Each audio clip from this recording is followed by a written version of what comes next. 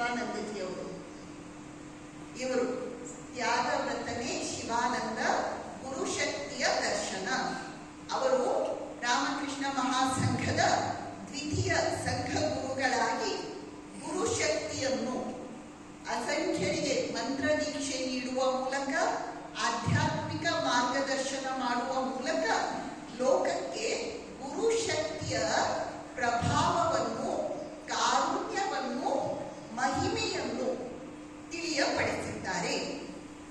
ಈ ಪುಸ್ತಕದಲ್ಲಿ ಏನು ಇದೆ ಅಂದ್ರೆ, ಸ್ವಾಮಿ ಶಿವಾನಂದಜಿಯವರ ಜೊತೆಯಲ್ಲಿ ಹಲವು ವರ್ಷ ಇದ್ದಂತಹ ಸ್ವಾಮಿ ಅಪೂರ್ವಾನಂದಜಿಯವರು ತಾವು ಸ್ವಾಮಿ ಶಿವಾನಂದಜಿಯವರ ಜೀವನದಲ್ಲಿ ಯಾವ ಯಾವ ಘಟನೆಗಳನ್ನು, ಯಾವ ಯಾವ ಮಾರ್ಗದರ್ಶನವನ್ನು, ಮಾತುಕತೆಗಳನ್ನು ಗಮನಿಸಿದ್ರೋ ಅವುಗಳನ್ನೆಲ್ಲ ದಾಖಲೆ ಮಾಡಿದ್ದಾರೆ.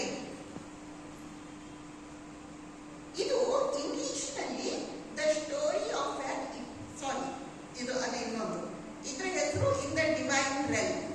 ಇನ್ ದ ಡಿವೈನ್ ರೆಲ್ಮ್, ದೈವ